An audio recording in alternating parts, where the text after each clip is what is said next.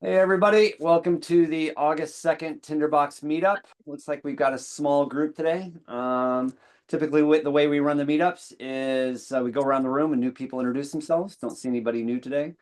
Then we talk about our projects and or a theme. We don't have a theme today, and so let's just jump right into projects. And unfortunately, I don't have a ton myself right now because I've been pretty distracted and disposed, but would love to hear what you all are working on. So let's go around the room. Kim, Andres, it's been a long time since we've seen you. What do you guys have on your mind, and what would you like to talk about today? I have no topic to really talk about. I'm just really within my scheduling with Tinderbox. I've had really no time to work with any personal projects. It's all been 60-hour weeks at work, so I'm gonna do a pass on this one this week. No worries, no worries. How about you, Andres? Haven't seen you in a while. What are your questions? You had one on the forum, which I think would be useful for us to possibly go through today. If you can come off mute.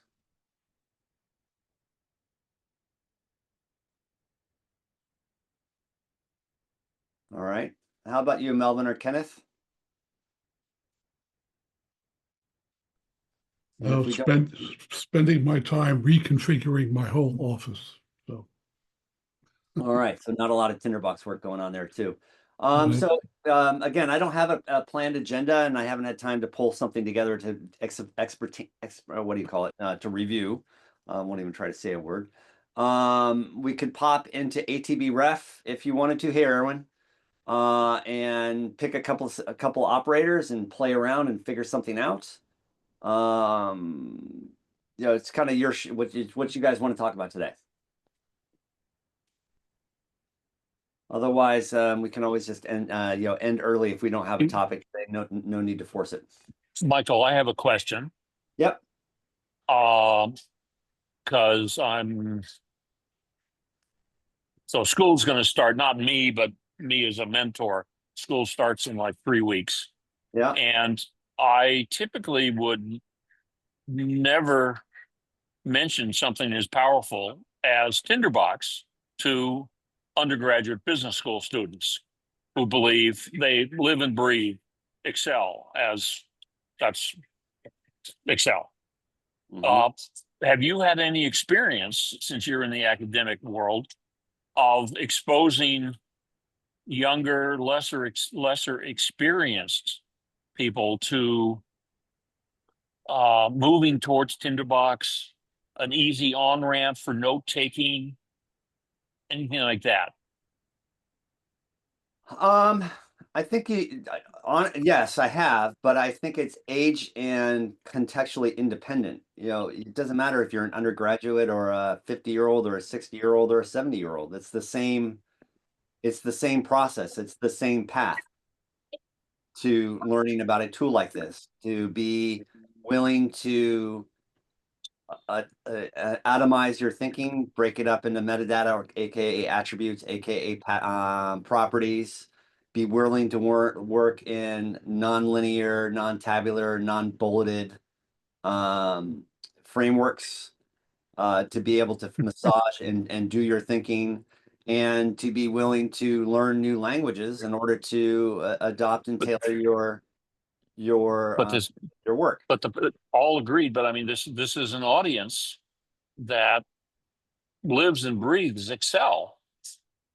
Yeah, but we all do. There's audiences that live and breathe PowerPoint, audiences that live and breathe um Word. There's nothing, or Google, or the Google Suite. There's nothing inherently inherently wrong with Excel either. It's a valuable tool. It works for really well in certain contexts. It's not an issue of an or, it's an and. Like, how do you introduce a new tool like Tinderbox so that they can use it So, alongside Tinder tools like this? so do you have any direct experience I trying do. to expose with Yeah, I do. somebody under 25 years old? Yeah, absolutely. And I've taught them, and I have some people that have adopted it because their mind is willing to participate in a new framework, and I have other people that have run for the hills, scared, and never look back. Okay, how do you identify that flexible, open mind You don't. What are the, You don't. you stumble? You don't. Okay. You expose you expose them to what you're doing, and if they're inclined to react and participate with it, then great. If not, you say thank you very much, move on. Okay. Okay. That's practical, realistic. Thank you. Yeah, I don't think you can really do much more than that, because it's what's the adage, you can't change another person. You can bring a horse to water, but you can't make them drink. Yeah, the more Yeah. yeah, I fundamentally, unless somebody has the will or the desire, you can't make them do anything. Yep. Yep. Yeah. Thank you. Yeah. Wayne, what do you think about that? You're and Phil, you guys are in the teaching environment, teaching world. Had any success in No, I've tried. exposing students to new tools? I've tried. And They're afraid to try stuff new. They okay. stick with what's comfortable. It's also, at my institution, most everybody's on PC, so there's a small number that have Macs. It's a growing, but that's also a bit of an issue for them too. But no, they've learned the basics of what they need, and they're not going to expand beyond it. Which is really frightening, honestly. Yeah, it is. Because that's the being able to expand on what you need and your thoughts is the fundamentals of learning, right? Yeah. Okay. I have one other comment though, David, that does come to mind in quote unquote the younger players, but I wouldn't even argue that it's younger, because I've faced this with a tremendous number of people, is the financial investment into Tinderbox, not just the time. I mean, it's not an inexpensive piece of software for some. And even like within my school and the templates, I've raised my prices recently, but there were people that were like balking at $25, and I'm like, this has taken me hundreds of hours to build, and it's not worth $25 to you. I mean, what's your time worth? So I think there's an economics consideration that people need to keep in mind too. Win and Peter, I go. Win. I Peter want was win. first. No. Win. Peter's not teaching.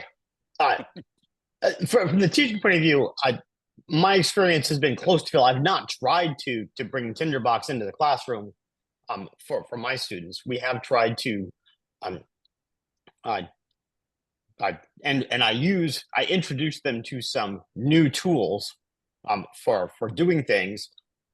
They will use the ones that are directly required for the assignments, or that are novel to them and do something that they weren't doing before. But they're going to, as much as they can, write their code in VS Code or whatever it is they've been doing before. Right. And even when I think they have to work around platform issues to do that, because I require them to use to do some of the work on Linux, which is new to almost all of them. Right. For it. So I think it's sort of consistent with what Phil was saying, or with sort of our own experience as, in things we have done before.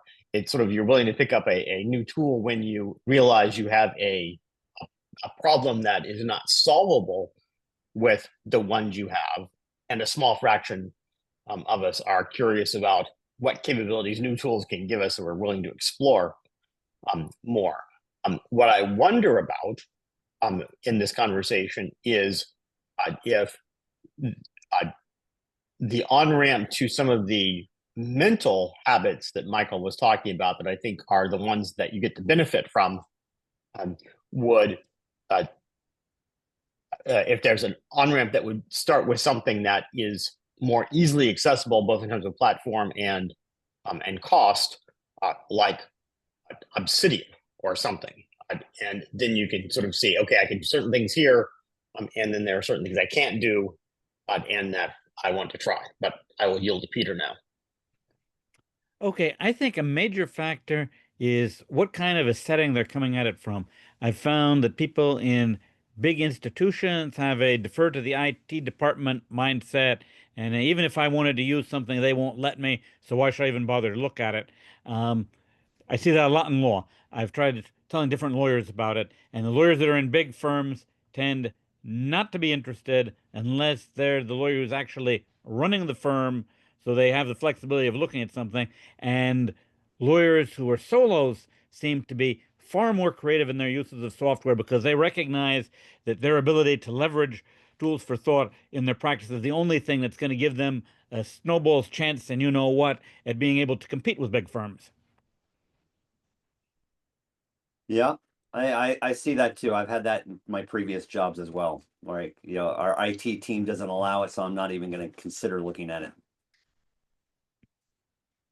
Which I find very it's very it retards one's growth and thinking. Those kinds of I understand the need for that, but it also is quite harmful in my opinion. All right.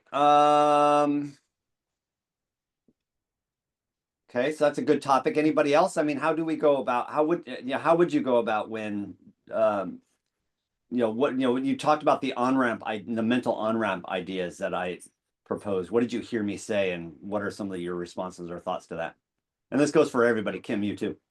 Like what Yeah, you'd have to look at the value of it. I mean, there has to be some sort of value. It's got to be, can't be too hard to learn, but you have to look at the actual, you'd have to demo it out. And I mean, you're trying to get a target audience of end users. And also, I mean, this tool is so vast that you really have to, I mean, like you're going to be an engineer. I think that would be excellent. This would be an excellent tool for like engineering people because you're thinking really multi-dimensional.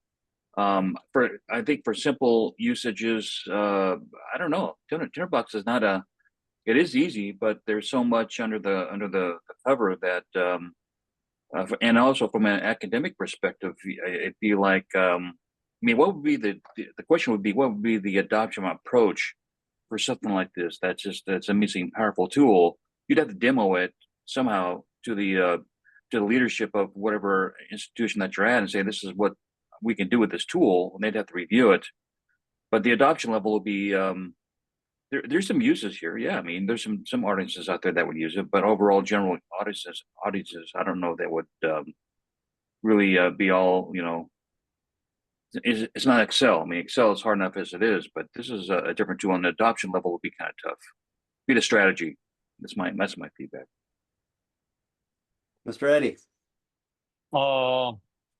Might you have some following on who was that speaking? Peter? No. Yes. Kim. That's Kim Peterson. That's Kim Peterson. Okay. Yeah, something really a simple example to demo to a non-believer, a non-initiate. What kind of examples, Michael, have you, or is this have you dragged in front of somebody and they've nibbled at it? They say, "Oh, I never thought of it that way. I should try that." You know, I am grateful. Yeah. I am fully aligned with the present. sorry, that was my auto affirmation tool. That I built in Tinderbox. Yeah, I mean, typically when I start with Tinderbox, I walk them through I pull up map view and I start my 5 C's process review. And I talk about like what is thinking, what is required for thinking, what is required for us to be producing valuable contributions, aka output, in any format we may happen to choose. And so regardless of the discipline and the tool that you happen to use, you need to collect information and cite that information. You need to curate that information. You need to create your own and unique insights. You collaborate with others, and if you're so inclined, you can track attribution with them, and then you can, when you're ready, package whatever collection of thoughts that you have up and then contribute it. And that contribution can take in any number of formats, whether or not it's verbal, written, visual, etc. And then by doing that in a map view, I then turn around and say, okay, what's unique about this tool, unlike any other tool, is it actually combines 10 unique views that are often specialized in different tools: maps, outlines, timelines, hierarchy tools, chart maps, etc. I then explain and show the power of the concept of an attribute, and that you can have any and every note can have an attribute associated with it and then a value associated with that. And we then demonstrate that. And then I demonstrate that Tinderbox itself as a tool uses the values of an attribute to function, which then enables us to then talk about, the scripting language that is action code that allows you to transform, transmute, and move around values within those attributes, including the name and the text of a particular note. And then from there, we talk about templates and how you then can use templating, which is your ability to create an infinite number of views you want for your underlying data. And you can get that point across pretty darn quickly, in 10, 15 minutes with people, and they get it. And just like we did with Frederick a couple weeks ago, I think what happens is people get stuck. They think there is a way to do it, or they think this is the way I should do it, as opposed to just doing it and letting your own individual practice and use of the tool evolve as your experience and needs and interest grows with it. So I've had great success in showing people in that way. And then I jump to the end state and say, when you really get it, you can do these amazing things. And then that's typically when the fish floats up to the top of the fishbowl, and they're like, oh my God, I can never do that. And then there's that hard middle gap part. Hey, Kim, you were talking? I was just saying, if you're teaching and you're in an academic environment and you start teaching and using Tinderbox, that's a great way to approach to actually get people to actually get into it. For example, I was taking a class with this guy that was doing project management. He had a tool, and he taught with this tool called My Manager. It's a mapping tool, my mapping tool. And I'm like, this is great for project management. So I bought it. Like, this guy just taught the whole class on my mapping tool. It's phenomenal. Same thing with Tinderbox. If you're teaching with it and you're showing things and moving things around, how easy things are, and it's so easy to conceptualize things. Maybe just teaching and using it will sell it itself. It'll self-sell. I mean, that could be something. I think you probably teach with Tinderbox, right, Michael? I do, and I do that. Again, the challenge with the I'll call the youth, the 19, 21, 21-year-olds, they get scared away by a couple $100 package of software. It's just, Yeah, and that's just a reality. They're not used to spending that kind of money for a piece of software. Yeah, that's a good point. That could be a deterrent. Yeah. So, and I don't know about where you teach, Michael, but all our students are given the Office suite, Right. Adobe, etc. for free. So they're used to not paying for anything. Yes. Yeah, there's that, and so yes, you have that as well, for sure. Yeah. And then to Wynn's point, they just want, unfortunately, education, I've only about one student in class do I get them where they really do have the curiosity and go above and beyond. Most of the time, to Wynn's point, they're doing it just what they're doing, the least that they can do to get away with getting the assignment done. Yeah. So in all my classes, there's some project-based stuff, and they have the first thing they do on the project is they've got to develop a concept map that they turn in. And there's free software out there, and they scream and cry and complain about the fact that they have to learn this new piece of what is really pretty simple free software. So Right. to add to that, then they're going to pay, somewhere around a couple $100 for it. It's not the way to get people to use it is in education. It's just not the environment where it's going to be conducive. Right. It's going to. So in thinking about what Ken and Phil were saying, a thing that occurs to me that does not, I think, work so well in my class, because I have a whole set of things I need to cover.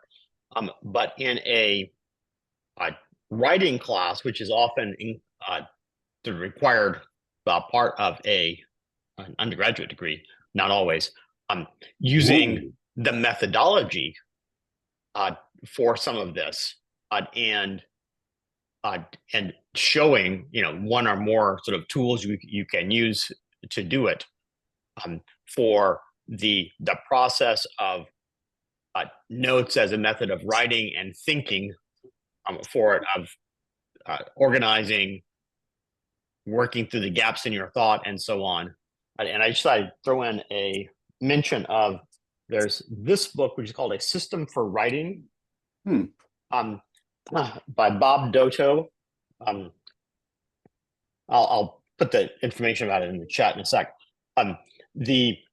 It's like Aaron's is How to Take Smart Notes, but it feels a little less. I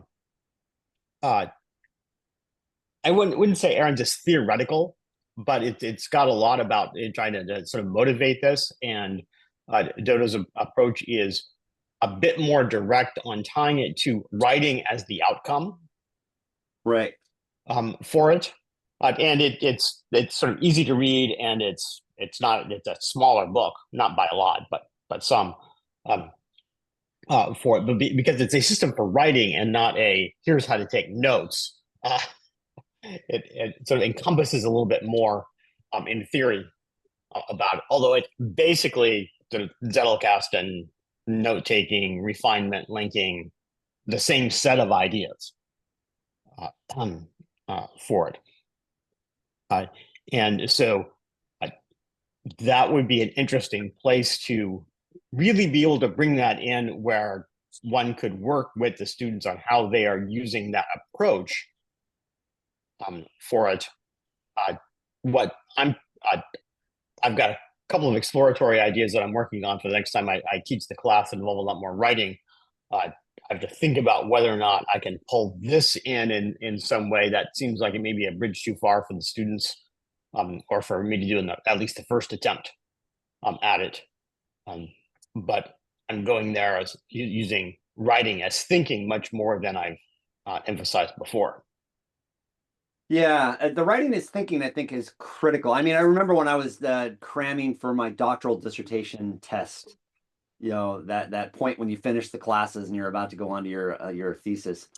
And I was reviewing a work, and somewhere in what I was reading, it just stood out to me. Writing is thinking. Yeah, it's a tool for learning, for understanding what's happening in your mind. And I found that just such a powerful concept. And it would be good if more of us can remember that. Here, I've got the book right here. So Wynn, do you recommend this book?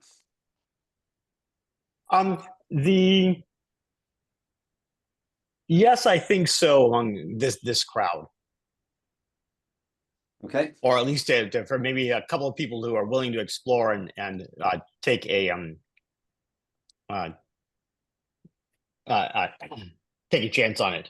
What's the hesitation? There's things I don't like about it. I haven't figured out exactly what that is yet, because I recently came back and I restarted it. For it, but I think it's directly on point for this kind of thing, and it is in book form. I guess I would recommend it because it is a better distillation of the writing process combined with the note taking than most I've seen. The closest I would be would be Aaron's. Okay. Okay. So, Michael, for you, I don't know that you would get a lot out of it. All right. That is new, but you might enjoy the presentation, or find it useful in articulating things for others. Yeah, it's a different lens to be able to Yeah, borrow from, to be able to share with others. right.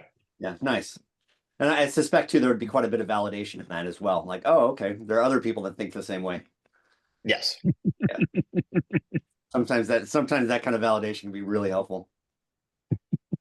Mr. Phil, please. I'm just going to follow up. I have that book, and I see it as a good introductory beginner kind of overview. And there are some spots that I think are a little dense. Okay. Like what? I can't remember right now where it is, but there's some discussion in using notes in your writing, and sometimes it's just not clear what the message was to me. Got it. It probably had could it have for a used some editing, Yeah. and I think there's less of that. The other is that it sort of has the, what affects all of us is the curse of knowledge. When you're trying to explain something Right. to someone who doesn't understand it, you end up saying things that don't quite make sense to them because they're not just at the point where it makes sense to them.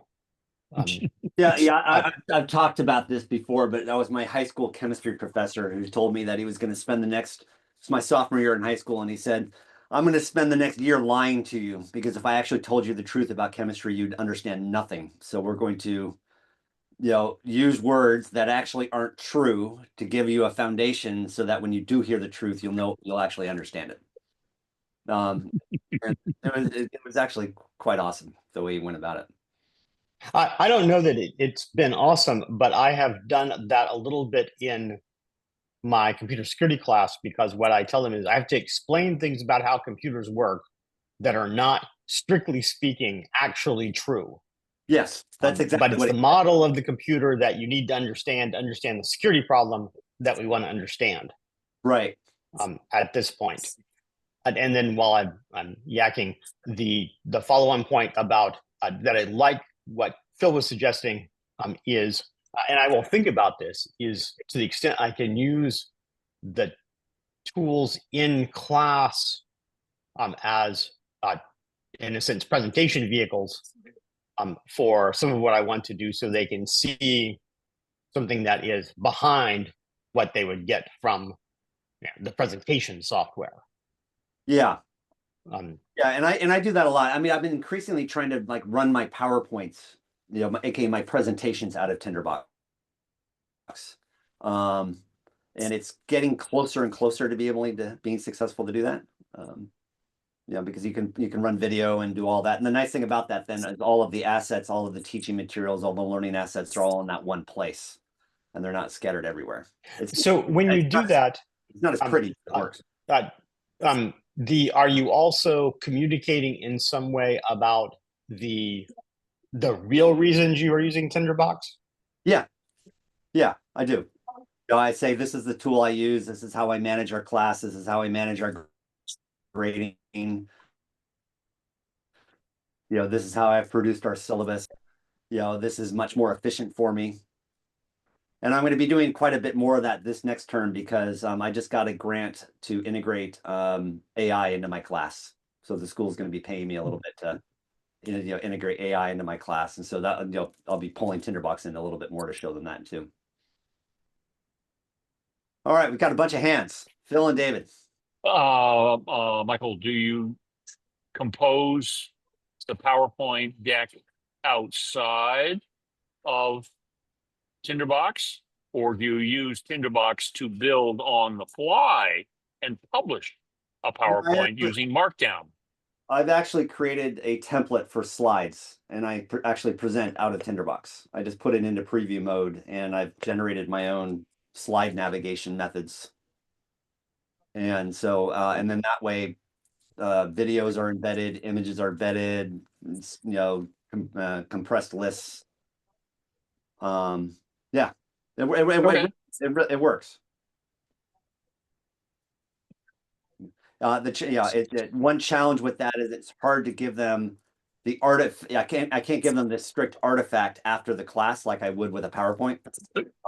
But they still can get like a linear Word document or something of that nature. Mr. Phil. Well, so that was what I was going to ask. What do you deal with can I get the PowerPoint? Yeah, so then I'll either export them out as individual blocks of text or as a Word document, and I'm experimenting with the whole Pandoc to PowerPoint, Tinderbox to PowerPoint Pandoc templates, but as of late I've just not had time to perfect that. Yeah. Okay. I've been toying with the idea about sorry, there is no PowerPoint artifact for you to get. You have to do the work in the class, paying attention to things.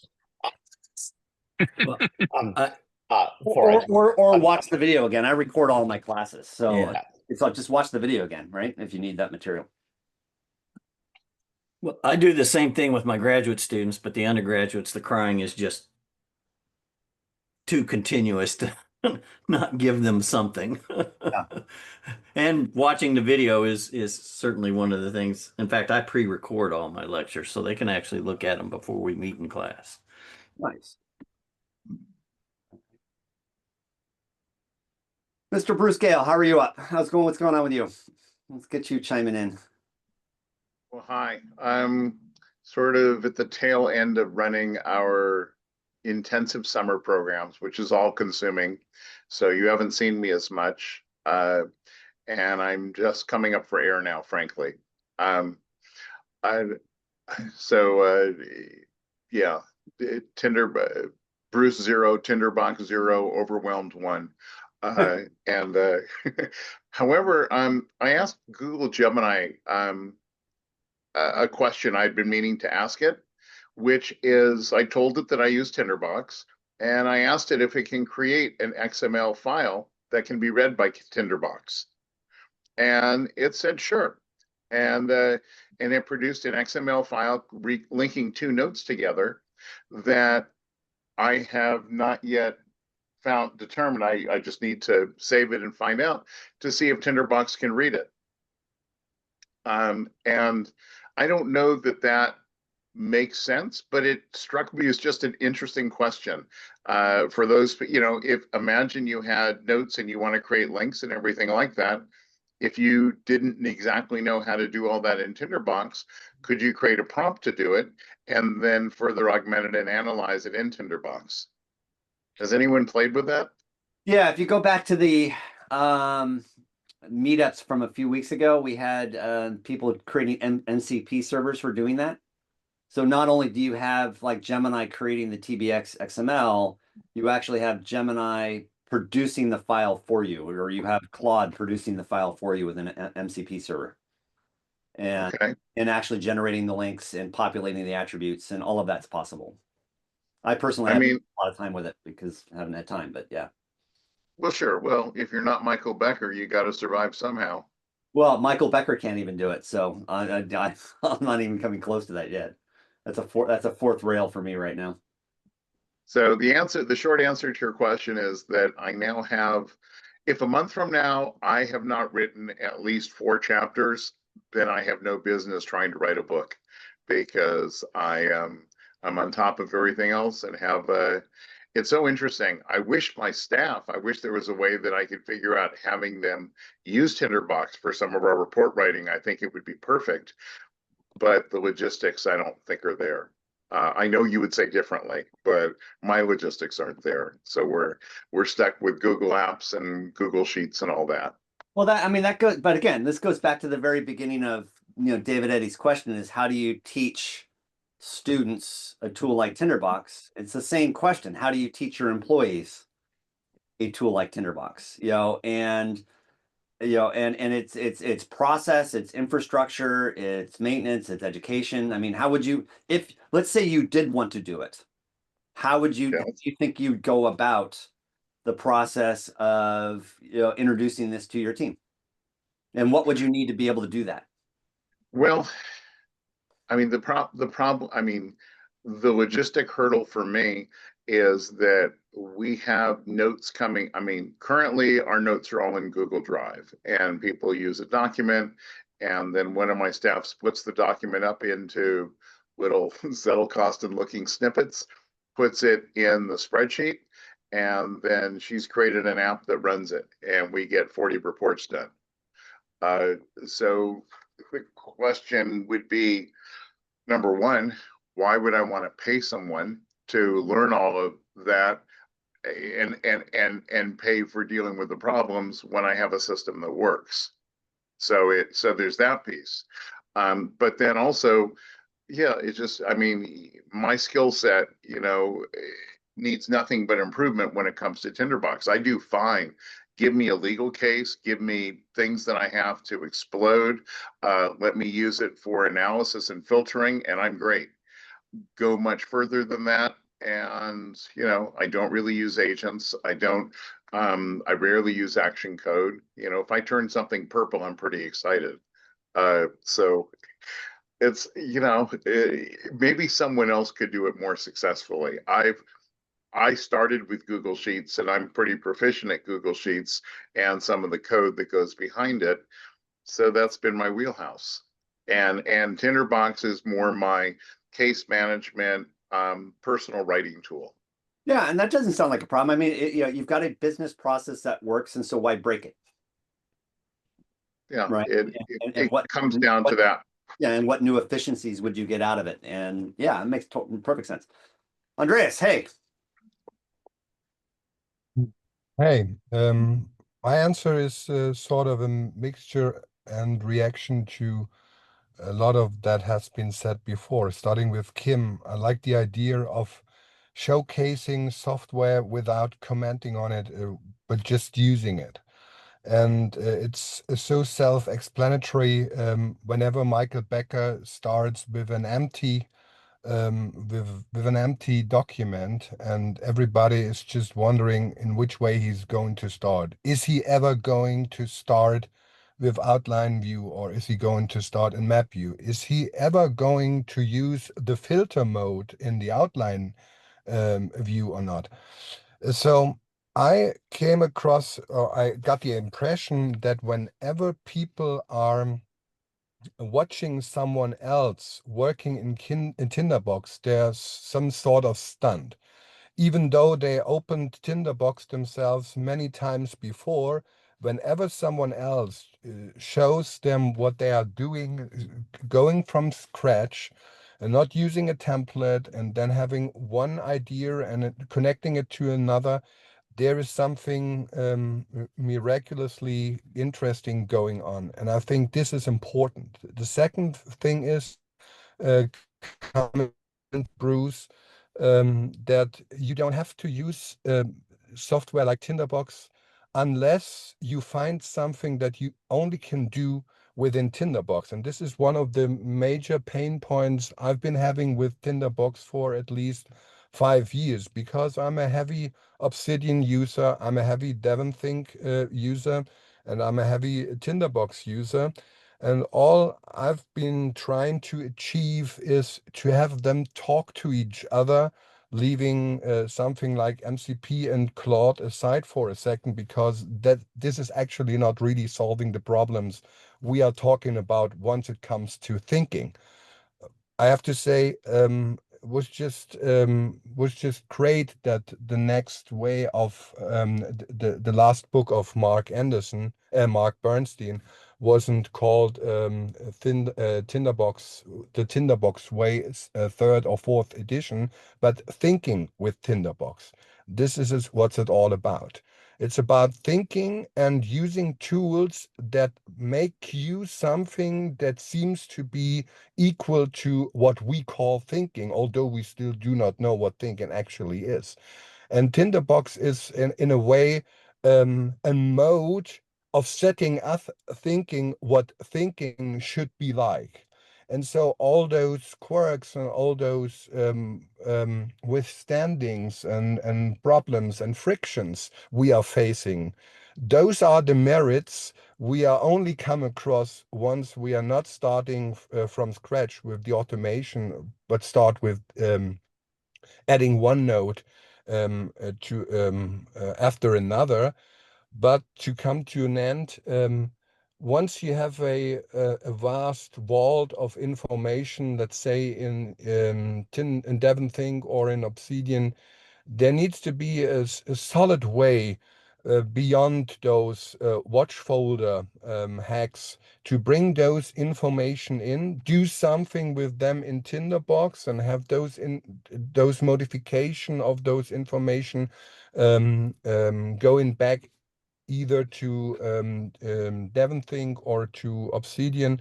And we aren't quite there yet, but I think this is the point I try to make, is that we all know our ways around of making notes and bring them together. But once we have to bring an considerable amount of information we collected and stored someplace else, and now have to bring them over to Tinderbox to make something further, to further develop, further elaborate them, then there is a problem, because you experience a disconnect that you can't overcome as of yet.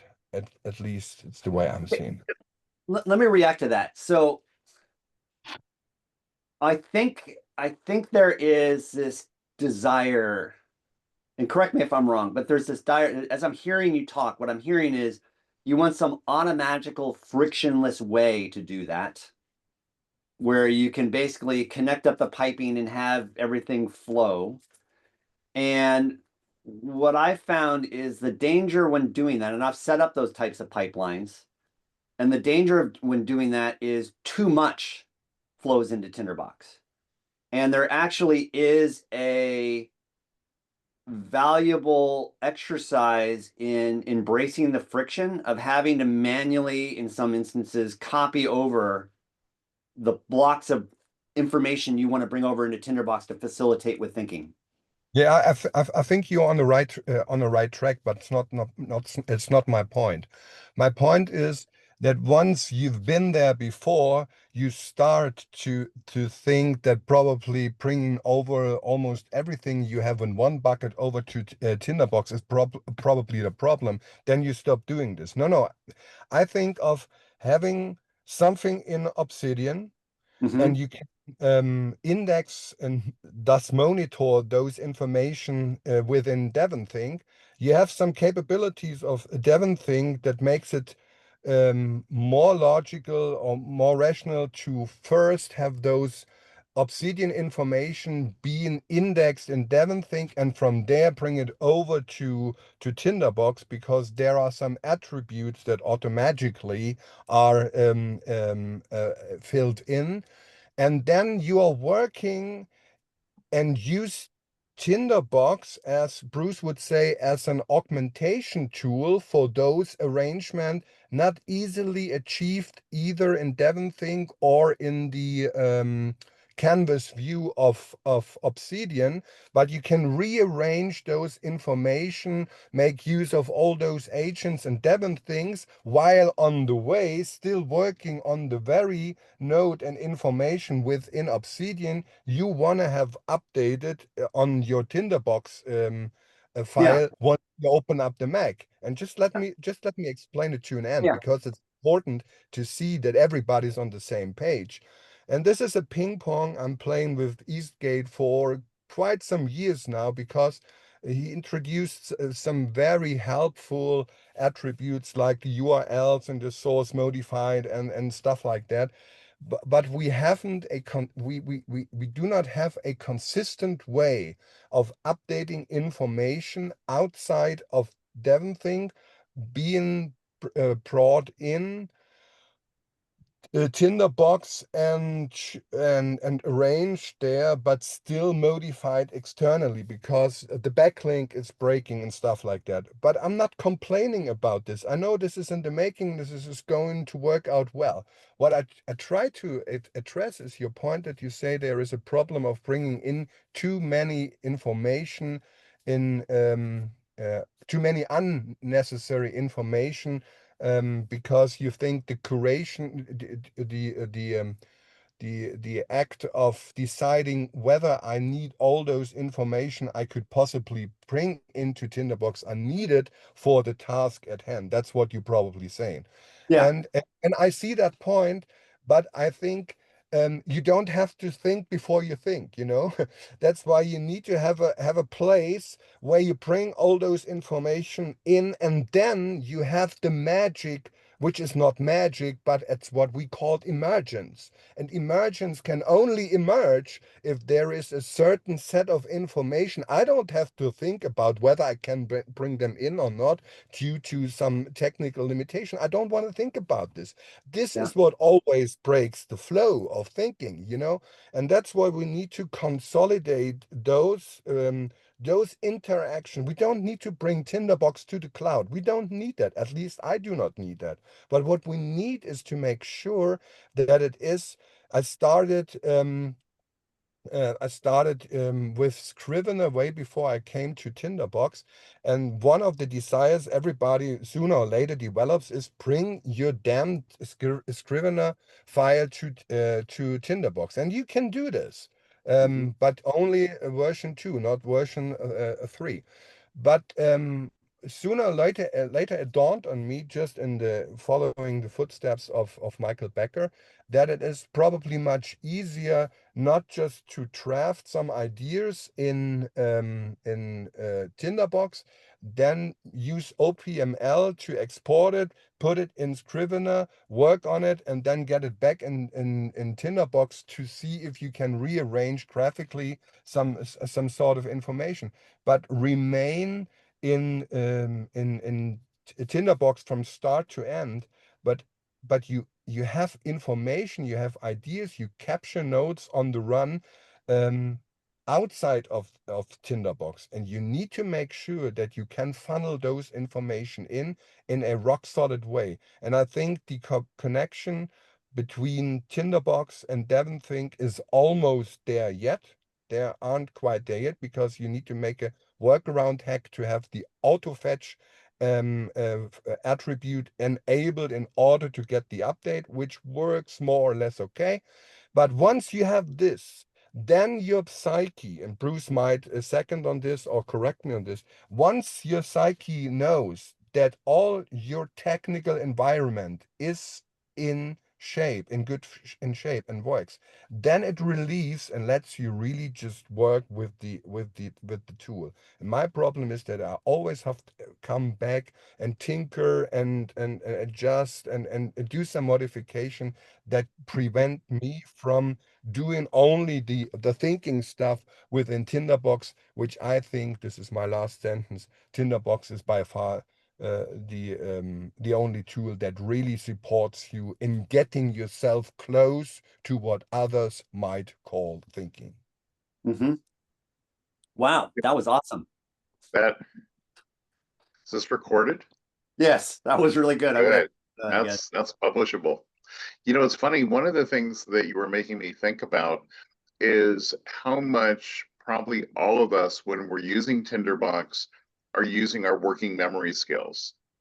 And that whole business of just having a bucket of information that you're holding in one place, and you keep pulling out little pieces and you put some of them in other buckets. So then you can kind of link everything and make sense of it. And I'm not looking to hijack the topic, but I have been so impressed. I mean, I've just spent 150 hours with 4th through 12th graders. And there's not a lot of working memory going on that I see. It's there's they are Michael, you might want to scrub that from the transcripts. Oh, well, I say it pretty publicly. It's nothing, you know, I mean, they get so caught up and they are so the impressionable elements of their personality. They see it on TikTok, they see it on YouTube, they immediately have to copy and try it out with their friends, even though most of what they're watching is staged. And I know that so my point about that is that when you start looking at critical thinking skills and you start looking at the ways we're using Tinderbox, I mean, has anyone, I know maybe you, Michael, I think you, some of you have taught Tinderbox to your children, but does the average child have any interest? They say teenagers, you know, when they're coding, you know, what I hear from them all the time is they want to work for a gaming company. That's what is their life's ambition right now, that anyone who is coding, that's what they're interested in. So anyway, so it's a complete aside, and I apologize for that part, but it bugs the hell out of me. And how the social media element has just overtaken our kids' personalities, and watching it up close for 6.5 hours a day. You know, they don't have their phones for the most part. We don't permit technology use. in group on an individual basis, except for exchanging information. And that was the other thing.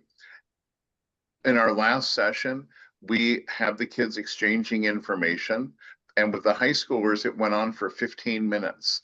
And you just don't see that. You know, the idea that they're going to get together face to face and do things outside of groups.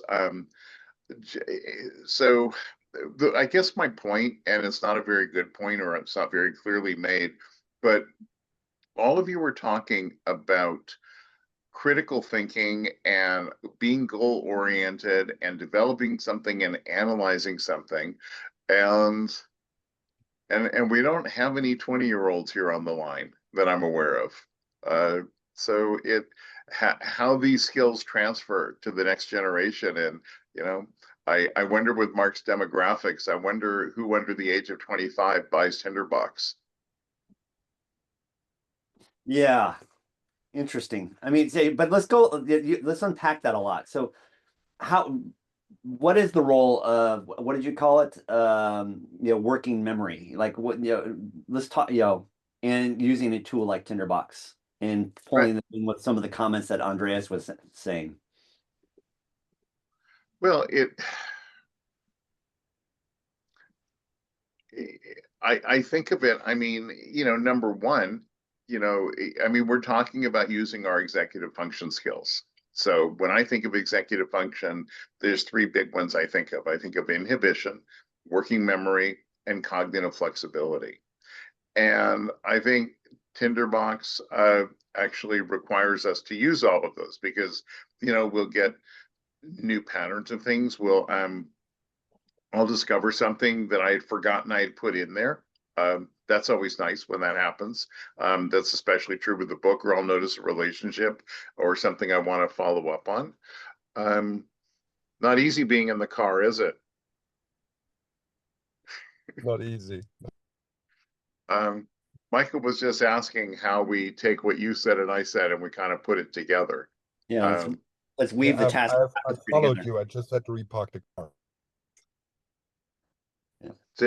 I think you cut off. He said Andreas? he said he was following you. He just had to repark the car. Oh, okay. So Andreas, how do we mesh his idea of working memory and then his new concept of our executive functions of inhibition, working memory, and cognitive flexibility? Which, Bruce, if you can define for us, that'd be great. Well, sure. Well, so working memory is the idea that we're holding information for processing in another capacity. 28 plus 14 would be a reasonable example of using working memory skills. You're holding something. Cognitive flexibility, and I work with the inverse, which is cognitive rigidity, is the whole idea that if you've got a script running in your head or you're thinking in certain ways, can you expand your thinking? Can you take, you know, can you take your concepts and take in new information and reformulate? And then finally, inhibition. I mean, the kids got into daring each other to do things. And I won't go into details, but no good came from it. And it even occasioned me to create an app called Okay or Not Okay, just to help them begin to distinguish, you know, I'm having trouble with problem number 7. Can you help me? Versus, I don't have time. Can I copy your homework?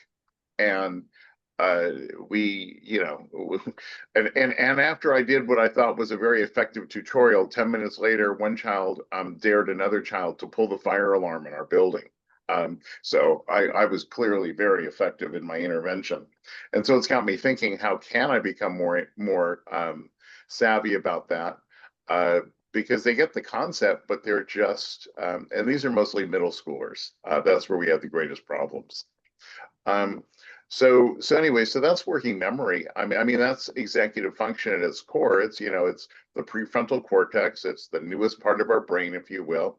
I am not a neuropsychologist, so I will fall down on this very quickly. But when I test memory, I mean, I'm testing it about 8 different ways.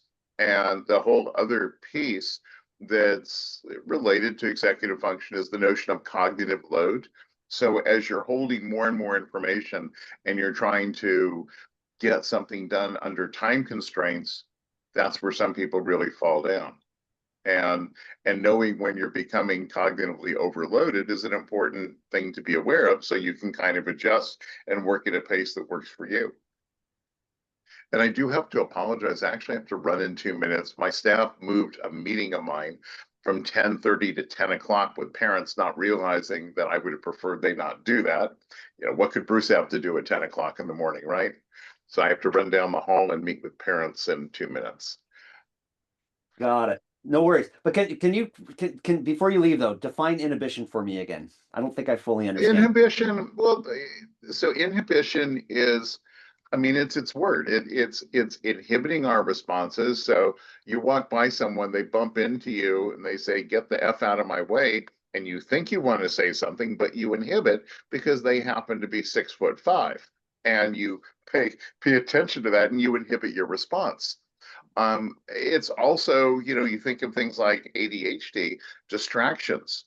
Distractions are beckoning us to not inhibit. You know, we're going to pay attention to it. It's one of the reasons why it's so important to remove distractions when you're trying to get real work done, because as we know, every distraction just takes you off course for a period of time and it interrupts your thinking flow.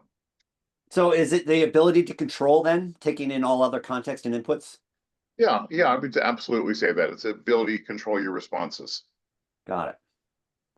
Okay, and then once you have that, you can then take in working memory and then use cognitive flexibility to adjust to the appropriate response for the situation. Yeah, they all clearly interrelate, but you know, it's I think of this as being related to what focused attention is, and Tinderbox and focused attention go hand in hand. When you're really working in Tinderbox and you're writing and you're looking and you're thinking, I think that's a wonderful way to spend time. And it's so interesting that one of the as I'm trying to get back into the real writing thing, so I've got a bunch of stuff still in Google Docs. Google Docs is fine for actually writing or reading something, but for creating something, it's a minor nightmare. And I've taken to, I was under a time constraint for this, what turned into a 33-page outline I created that describes our entire program. And I found that Google's table of contents feature, or using headers, really helped me jump around and link things and catch things and all of that. Really, it would have been so much more efficient to have done it in Tinderbox, but I just didn't think I had the time to go back and forth between the two mediums, and maybe that's a skill I need to work on. But Yep. that, you know, Tinderbox is Scrivener on steroids. For sure.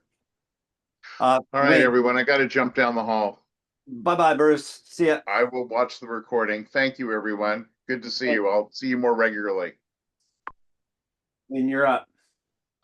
Two things. One is, I just mentioned this in the chat, but while we were just talking, I tried to get Claude to export a Tinderbox file from a conversation I had, and it cannot do it.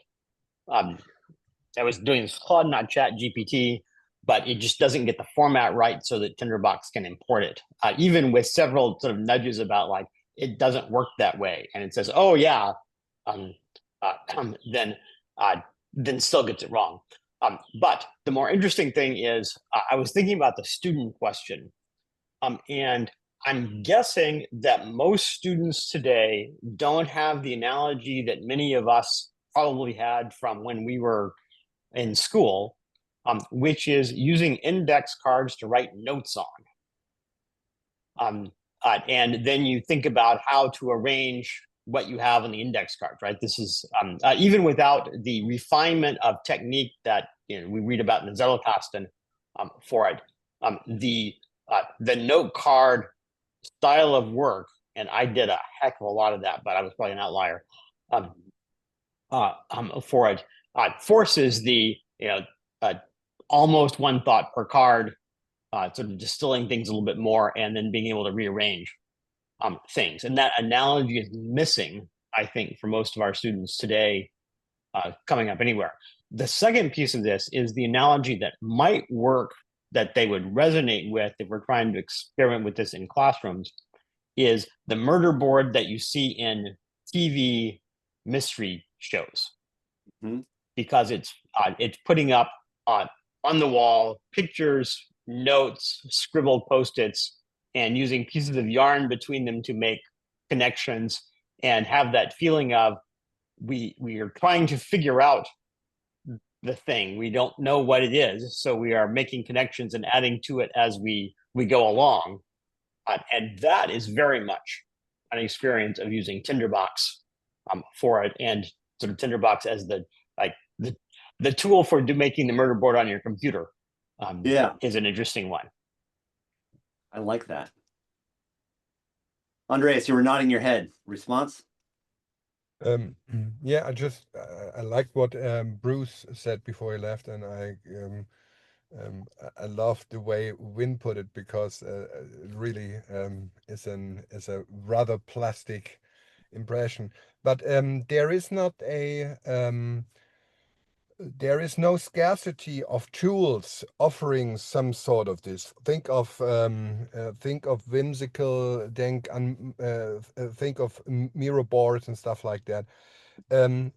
Tinderbox is really so much more, and the only thing the only way to get people to use it is out of curiosity.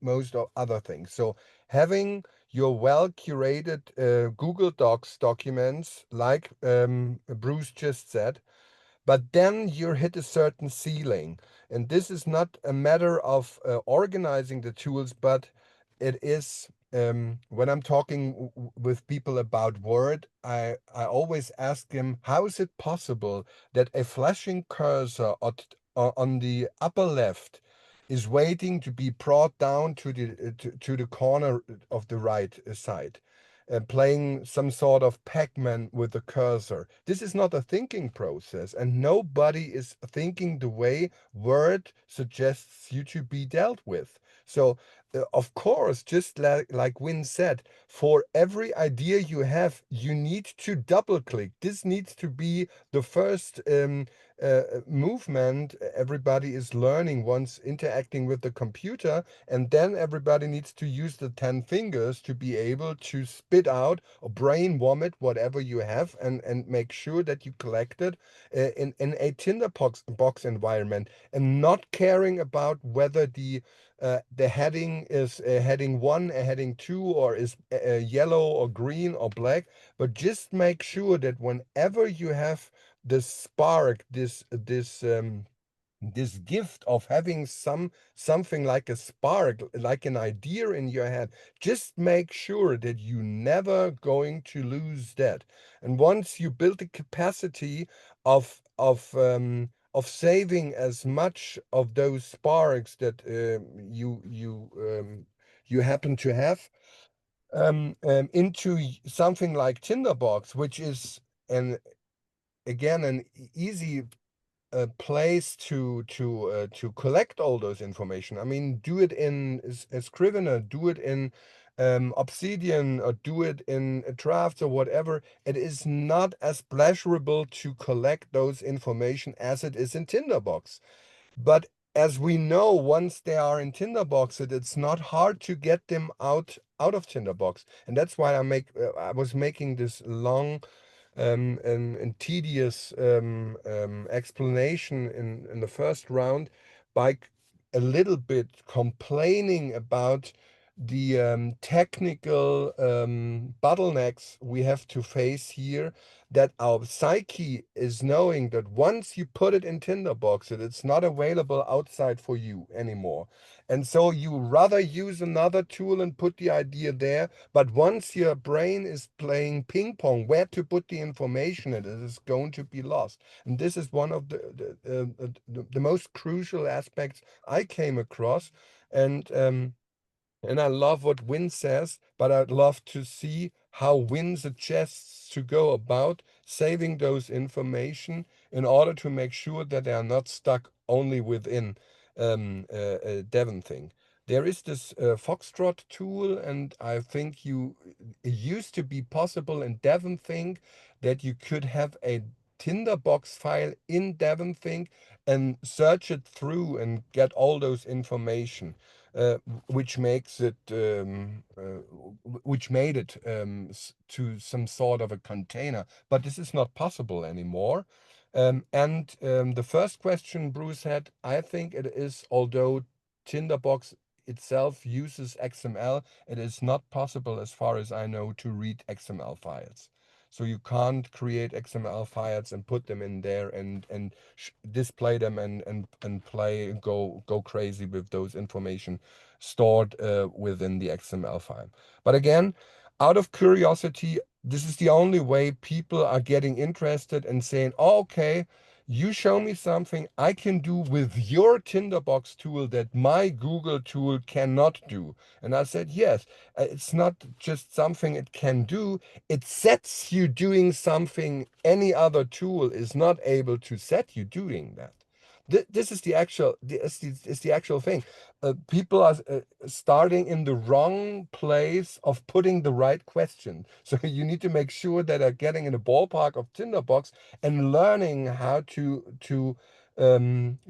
speak fluently the way they need to be fluent at in order to proclaim their problems. You know, and Tinderbox is really an education tool, and I think there are price offers for universities or for groups, so you probably get a decent price cut once you buy more than just one license. Mm,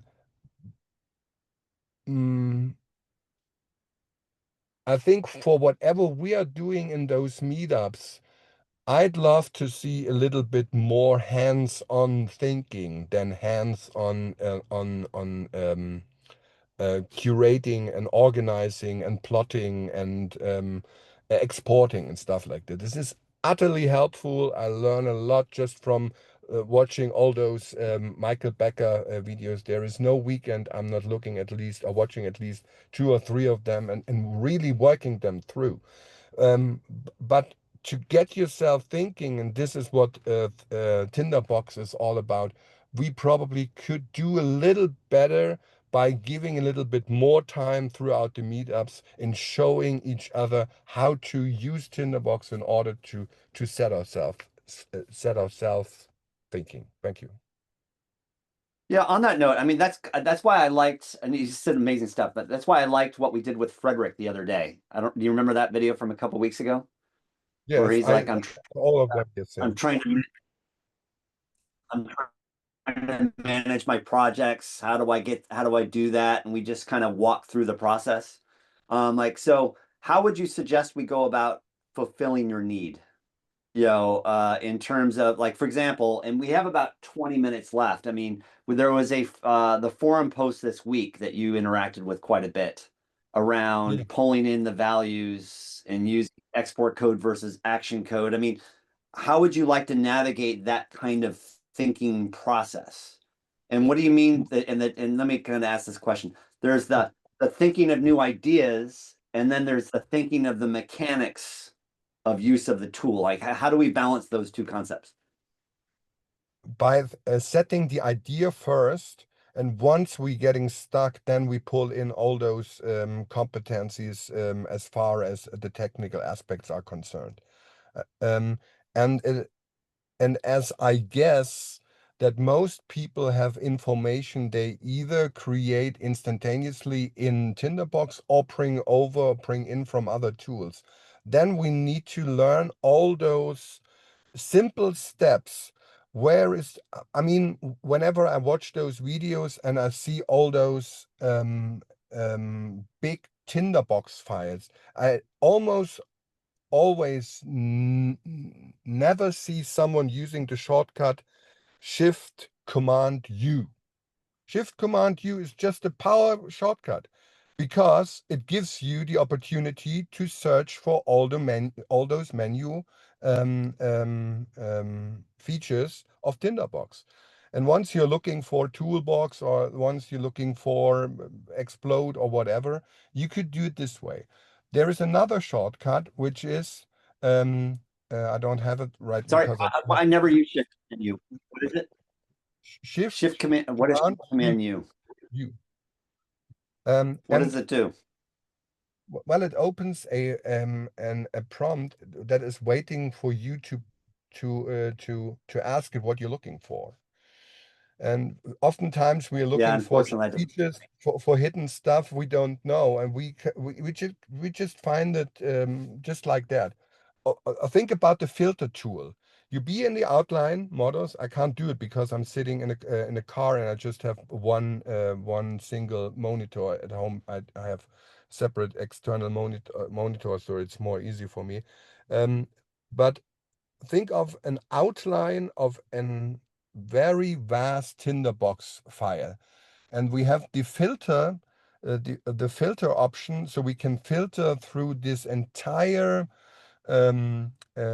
document, and then we can even save those filters, which would at the beginning make it rather easy to, let's say, have a filter for the prototype section, for the content section, and whatever. So these working on ideas, getting stuck, holding your breath, talking what's needed to invoke some attributes or create an attribute or learn a feature, and then step back and say, okay, is this really what we needed, or is this just a great thing that we came across, although not intentionally? I'd love to see, in a way, a dancing move that presents us with a problem we are trying to face. Then we go forward, then we use what we know. And if we do not know, then we go to ATB Ref, or we go to the manual, or we go to thinking within the box. This movement, which might look strange from outside, is what the interaction with Tinderbox, for me, I don't say it's supposed to be, but what it's probably be. And we need to get used to this. So by the way, we don't do it as much as I think it deserved to be shown. That's what I'm saying. By the way, I never used the filter tool until just 10 seconds ago. And you love I didn't know it existed. You love this, and you save the filter, and you can do. We can save. I did. I didn't know. We can save so much. I didn't know it existed. I'm now going to be using this forever going forward. You're Thank you gonna for love that. this. You're gonna love this. Yeah. You feel like they elevated Tinderbox from 10 to 15. This is just awesome. insane. And all those things right at your underneath your fingertips need to be presented time and again, over and over, but not just as here's a feature and did you know that, but always as a merit and as a service, or in favor of the ideas we are trying to curate, to incubate, to have some relationship and understanding emerging. And once the way we learn Tinderbox is tightly related to the art, we are learning the tool. No, it's not correct. Once the art we are learning Tinderbox is tightly related to the ideas we are working with, then this is a rather it's a win-win situation for us as the thinker and for us as the Tinderbox user. Maybe I should stop here because I think I've taken up way too much time. Sorry. So how do you? Oh God, this is filtering. I'm still amazed by the filter tool. I've been using this for 5 years and or 15 years, and never saw that tool that feature before. It's incredible. Right? Right? That's really cool. Do you mind if we share this? Let's share the screen. How many on the call are familiar with the filter tool? Well, I am. Give me a raise of hands or give me a thumbs down. So one. All right. So if you don't mind, let's spend 2 minutes and show everybody that, because I think this is a big win for us today. All right, let me find the right thing. Let me open my desk pad. And what was the other, the Command U, whenever I do that, my AI, my Claude is No, popping up. Shift Command U. Yeah, Shift Command U. So I do that, but my AI is popping up. So I clearly have some, Claude pops up when I use that. So I have some conflicting shortcut. This has been part of a discussion in the forum, and I think Mark Anderson provided a solution for those having keyboard binding problems. That should be possible to find Yeah. So out. what's the name of the feature? What's the name of the feature on the Shift Command U? So that way we're not just talking about the shortcut. And when once you talk, and then I'll share my screen. When we can't hear you, you're on Unmute mute. when. If you want to go ahead and show the screen, I was had to zigzag off in a different direction. Not even sure we have time with it. All right, so let me share. Let me do this really quick, just so you can see it. You guys all see my screen? Not yet. Just black so All right, far. so, Double click to enter. There you go. I'm There we sharing are. it. We had it for a second. Let me share it again. All right, here we go. All right, so let's say we had some notes. Note 1. It's note black 2. again. All right, Still, doesn't- yeah, black. It'll give it a You had it before and then you lost it. I'm sharing my screen. I don't know what to do otherwise. Wait, there it is. Taking... Okay, we have Okay. it now. Don't Right, do a great. thing. Yeah. All right. So let's say you had some notes, and we go in here and we'll add the person prototype in, and we'll make that one person prototype. All right. So the simplest way to do that is if you're in an outline view, you can go to, where is it? View, use filter.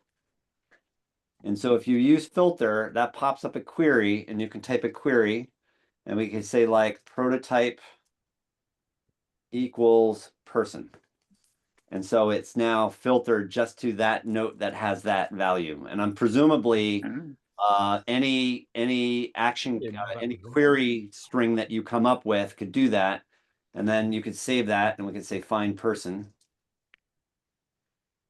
and save that. And so now if you ever come back to there, that query is there. And so if we go back here and we say, let's create another person. Oh, come on, we'll say win trees. Make it a person. Come over here and let's put it in a container. We'll say, sorry.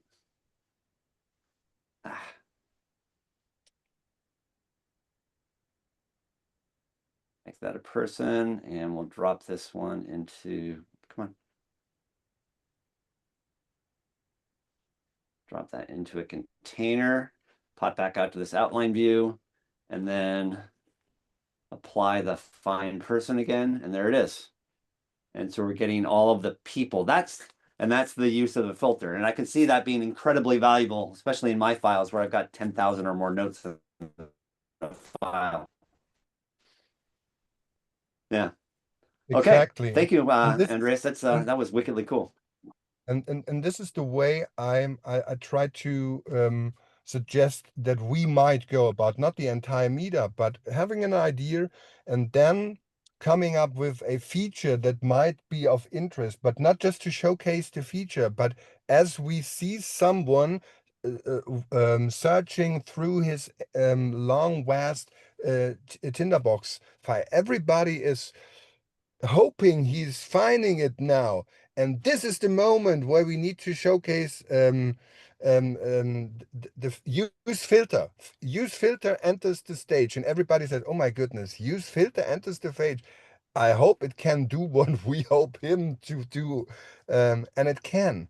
And those connections are made not just between those ideas on the canvas, but between the idea triggering the need for having a tool that almost always is already there, just like filters. Yeah. This is incredible. Yeah, and I think one of the challenges we have though is like so many of my larger projects, I can't actually share the screen. So and that's one of the bigger issues we have is when you get to down to real work, you know, a lot of that real work is confidential or private or for whatever reason. And then we end up creating these more fictitious demos, which are just enough away from reality that creates a cognitive dissonance for people as they're looking at the tool. Okay, Anders, you're, but we do not have to solve all those problems today. We just need to start set ourselves thinking, and I think this might be a way to do it. But yeah, and we just on in all honesty though, if you look at the Tinderbox meetup invites every day, have something like this featured to demo, please bring it to the table. So I think that's one thing we need. I love to get more people raising their hand and saying, like you just did, I've been using this feature called filter. I've not seen people use it. I think it's amazing. Let me share it with you. And we need more people giving those 5, 10, 15-minute mini demos, if you will. And if we could get somebody doing that at least once a week, or you know, get some once every couple of weeks, that would be amazing. Yeah, I second that. But Yeah. it's win time. Yeah. Win, your hand's been up. Yeah. So a couple of things. I think there's something out of this discussion that could be really good for the meetup and relatively low energy to bring a lot of people into the conversation, which is one small thing, which is that we take turns almost, bringing up a project we have, or maybe we can clone it and clean the confidential stuff out of it, or what. There's a pretty wide variety of that. And like, here's a thing I do in Tinderbox. It does not have to be a weirdly complicated one. It does not have to be one that is obscure. The idea is for all of us to get more of a sense of how others use it, because I think on a lot of these things, as Andreas was saying, like there's just like things that we've come across and use, and not everybody on the call is going to know them. Many, maybe many do, and we're nice about that, and we say, "Yay, thanks for sharing." Not, "Oh, I already knew that." For it, and we can invite some comment that is to build one level on top of that, of what they mentioned. So there's not a complicated 10-step process that is the extension of it. It's you could also do X, extending the direction that you're going in, so we can all learn a little bit more at a time, but we're not trying to follow something complicated. So that's the suggestion for the meetup. And then we're probably getting low on time, because I had an idea that might be interesting to float about on how I might actually attempt some of the ideas we were talking about, but probably not with Tinderbox, but we can get into that in the next round of the class I want to do, because there's some things that might fit in. But I have to get some background on what the class would be like that time. Okay. All right. Peter. Yeah, quick question. Is there any way to store styled text inside of an attribute? Because I noticed that the text attribute, I can have bold italic text, but if I copy that and paste it into my string, it loses the bold italic formatting. And I was wondering, is there any way to have a user attribute that can hold styled text? Well, sure. I mean, put the HTML tags on it, or put the markdown tags on it. But I wouldn't be able to pick it up from the regular text pane view. What do you mean? Because if I'm editing the regular text view of a note, I can use style text. Oh yeah, you're talking about the RTD or RTF, something like that. Rich right, text. right. So I was wondering if there's any way to get rich text into an attribute. No, because rich text format is not that I'm aware of, because if an attribute holds a string And rich text format is a complex underlying formatting. It would just it would just be so much simpler just to, for that, that word you want bolded in that string, just wrap it in bold tags or wrap it in 2 asterisks in Markdown. So that way, when you are that's how I do it.